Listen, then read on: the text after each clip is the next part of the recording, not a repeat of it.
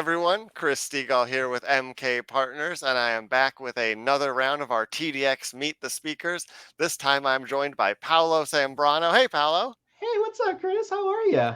Excellent. And we actually met at Tahoe Dreamin' last year Yep, or 2 years ago, and couple then of again times. last year. Yeah, And like not to be all like I think I was in the Legends of Low Code panel, and I think I was like talking. I asked a question about you about that's like kind right. of Yeah, admin to developer transition stuff. So that's right. So it's yeah, going to be awesome to see you again. And it was so exciting when I likewise. was like, wait, names that I know. Yeah, It's crazy that the Salesforce ecosystem can have millions of trailblazers, and yet it feels like such a small world. that's the wild part. Yeah, I didn't really put two and two together. That's so funny. Yeah. Oh, And so you're going to be speaking at TDX, and your session I'm super excited about. It's oh Bridging the Gap with Salesforce and Slack, a data story. yeah, yeah. So why don't you just give us like a super, an intro to like what that is and the story you're going to be telling. Yeah. So when Salesforce announced the Slack acquisition, I was very juiced for it. I was very pumped, and it feel like in the past 3 4 years, it's just been a drip feed of like rolling new stuff out. And I was a big homer for the integrations, and I feel like in the past couple of years, it's been tilted towards more of the pro code side, where you have something. Yeah, I mean, first it was like Bolt or whatever for Slack, and then it's Yeah. like Apex for Slack, and that's been in like perpetual beta. And I'm still like trying to get my developer legs under me. Like I am not only flying the plane while building it, but I'm also learning about physics and aeronautics at the same time. Yeah. And so when Workflow Builder was released last summer or fall or whatever, and they finally threaded the needle between like an actual like stuff in Slack can do stuff in Salesforce, I seized upon the opportunity, and it just so happened when it came out, I had stakeholders who had to enter data into Salesforce at a specific time, just so our dashboards were kept up to date. And they're always on Slack and not so much Salesforce, and that's fine. And this was the perfect test case to like try something out, build it out. It was a quick win. I turned it around.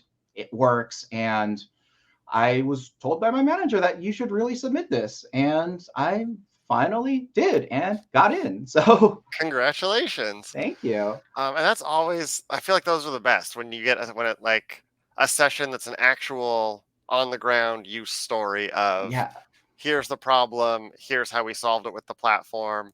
Um, and this one feels kind of like a home run for Salesforce too, because it involves Slack. It's using Slack to drive adoption and data integrity in Salesforce.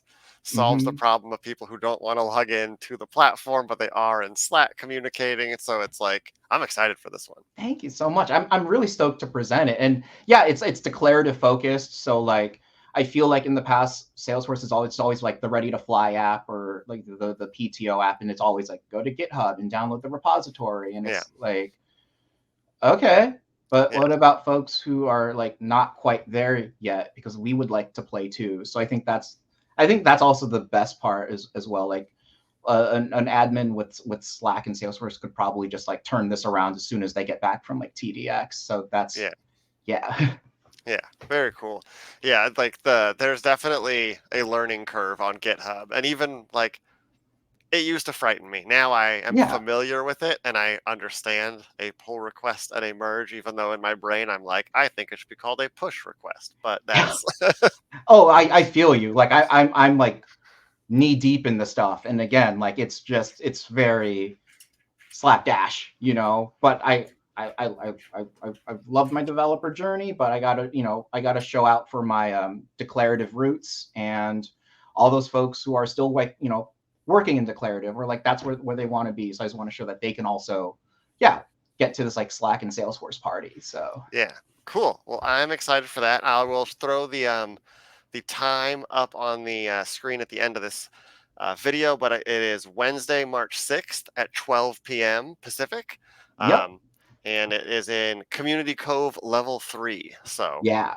So right very outside the keynote room by the down escalator, if you are around there and you hear like a carnival barker slash youth pastor yelling about like Slack, that's probably my That's session. your So, session. yeah. Cool. Well, I have 3 questions that I have been asking all of the speakers as we Yeah. approach TDX. The first one being, what's your favorite part of TDX? Yeah. I've been going to TDX for about 3, 4 years, and I've been actually a working professional in the scene for like 4 years. So I was always adjacent or just outside it, and it was always just like Dreamforce. And like Dreamforce is great. It's a big party, and it's just like you get to see the hoopla and the pomp and circumstance, and it's like a switch hit when I started like, oh, I know how the platform works now, and then kind of like, oh, most of this stuff is like marketing, which is fine. They Yeah. want to show out, they want to do like, the biggest and best and the newest and greatest, and it's like I don't fault them for that, and but then it's sort of like what I love about TDX is like it's smaller, it's more intimate, it's in Moscone West, it's a single building, there's like less people. Yes. I feel like there's folks who kind of already are on the same page. All the attendees of TDX, I feel like we're all on the same page around like we love working in config, Yeah. So I think going to a session and knowing like, oh yeah, I'm going to look at some code today, I'm going to learn about building libraries in LWC or whatever. Yeah. Like that's always the exciting part, is knowing that like I'm going to learn something or I'm going to see something technical, and it's not so much like here's something that'll be coming out in like 2 releases from now, so get pumped. So Yeah. yeah. Yeah. I think that's definitely, I love that about TDX too. And like you said, the Dreamforce tends to be, hey, here's the new stuff and it's going to be Yeah. cool, but it's maybe not there yet. Or, we're, introducing. And then 5 months later, when TDX rolls around, usually it's like, that thing's actually out now. Now we Yeah. can play with it. And also, I don't want to say that like the audience, it's because it's a different audience who is Yeah. comfortable seeing the behind the scenes. It is so much more satisfying that when they're not afraid to throw code on the screen or give us the behind the scenes, because it doesn't have to just be the polished marketing version. It's not Yep. like, hey, this is for the C-suite. We don't want to like bog them down. It's like, no, give me the details. Yeah. Like, Give us the code. Give us all that juicy stuff. And yeah, it's just show knowing us that how like, it yep, works. I'm gonna expect it. So I think it's just like people going there know what they're gonna be expecting, and that's what they get. And I think that's what I love about it. So Yeah, very cool. yeah. And now, in terms of your session, who should attend? I would say folks who've been like wanting to like use Slack and Salesforce together, but they haven't had a chance because of either, the technology wasn't out there, or because they don't have a coding like background or experience to use something like Apex for Slack, but they want to play with like Workflow Builder and get those legs under them of like, oh, cool, I can do this in Slack and it's going to talk to Salesforce and do this. So this is a great intro session. It's not, I'm saying it in the presentation, but it's like this is my specific use case, but so that I can't cover like every edge case and nuance. But what I'm hoping the people who go there will sort of take that kind of knowledge that I had to kind of go through on myself and like build on it and learn, and then maybe just like dunk on me in a public setting, because that hasn't happened before. But yeah, I think and I'm still learning too. Like I'm like looking at it, it's like, oh, I can iterate on this more, this more. So I think it's just like, hey, you use Slack, do you use Salesforce? Are they not talking to each other? Here's your chance to kind of see how they could talk to each other and get inspired by that, because you can do some really cool things just with just using like a flow and some basic form elements in Slack together. So Yeah, that's what I'm excited about. So that's awesome. And then the last question is, do you have any advice for first-time TDX attendees? oh, great question. I would say it's not as overwhelming as Dreamforce, but be prepared for like that overwhelm, and then just know that like lots of other people are feeling that way too, which doesn't invalidate how you're feeling. But yeah, like it's going to be overwhelming, but it's going to be great. Give yourself some breaks, give yourself some time to like decompress. You're not going to see everything on your first go. Don't try to. Definitely use your agenda builder, plan out what you want to see, but know that like, I don't know, a good third of that you're probably not going to get to. Be okay with that. Don't be afraid to talk to folks in line either. a lot of us are friendly, and it's just even just like, hey, how's it going? Where are you from? What do you do? Right on, you Yeah. know. And who knows? You could just meet someone like a new friend or something. Yeah. So And then 2 years later, you'll be interviewing them as they prepare to speak at TDX. yeah, and the circle continues. Yeah. And that's how it goes. So like, yeah, just have open yourself up to the opportunity and just kind of like just be okay. Yeah, just live in the moment. God, I sound like an Airbnb tchotchke right Live, now. laugh, love. Live, TDX. laugh, love. Yeah, live, laugh, love code TDX.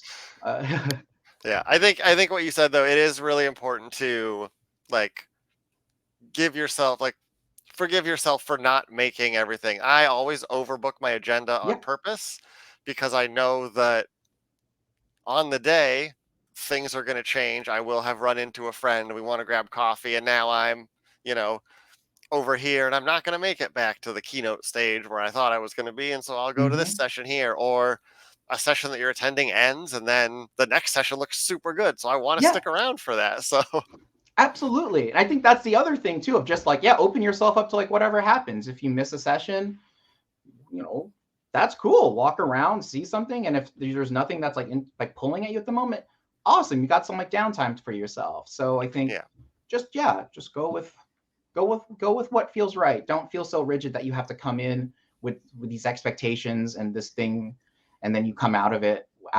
Yeah, and you come out it with it. That might not happen, but maybe you're exposing yourself to like new tech you didn't think of, or maybe there was like you're a declarative developer and you see some like pro code stuff that was like, oh crap, I didn't even like think of that. That actually makes yeah, a lot of sense, you know? So yeah. yeah, that thing of like, you don't know what you don't know, and so you might, have your eyes open to a whole new career path that you never would have expected if you hadn't. Like, that's the fun thing about these events is Yes. you're surrounded by people that are doing interesting, exciting things, and the I think the actual risk of getting dunked on in a public setting is pretty low, because what's Yeah. more likely to happen, I know that it's happened in my sessions before, someone asks a question, I don't know the answer, but someone else in the audience knows the answer, Mm-hmm. and they'll jump up, and now it's like a group discussion going on, and I'm like, wow, this is not what a lot of like college classes were like. This is what they were supposed to be like, but the Salesforce community has that like camaraderie of like everyone's there to help. Yeah, each one teach one, and then the whole like, I did this, I connected these people. That was me, you know, or Yeah. just I'm being facetious, but yeah, it's just like, oh, the panel's running itself because everyone's having a lively discussion about permission sets or Yeah. something. So Yeah. Cool. Well, let me throw the session up here once again. Paolo's session is Bridging the Gap with Salesforce and Slack, a data story. Um, it is Wednesday, March 6th at noon in Community Cove Level 3. And I think, again, I'm not logged in here because I'm like, I know I added this to my agenda. I know I have already done the heart. So, well, whoever's account this is also now going to attend. So that is hey, good for whatever us. drives up those engagement numbers on the Yeah. back end, like, Exactly. Well, cool. Thank you, Paolo, for hopping on this call today. Thank you, yeah, everybody, for watching. Please do be sure to like and subscribe. We're doing these Meet the Speaker sessions all the way leading up to TDX, and then we'll be doing our TDX coverage as per usual. And if you're headed to TDX, check out Paolo's session. I'm going to be there. Paolo's going yeah, to be there. And it's going to be a good time, as yeah, TDX always is. So thank you once absolutely. again for watching. And Paolo, thanks again so much for doing Thank this. you. Thanks for reaching out. This was incredibly fun and it was great to see you. So like, yeah, Yeah. a win all around. I know. I want to start doing these even when we don't have events coming up, just because, like, I feel like I need more reasons to talk to the people in the Salesforce community that I know. Yeah. Don't threaten me with a good time, you Yeah. know. So All right. that's Well, it. with that, we will see you at Moscone. Yeah, looking forward to it.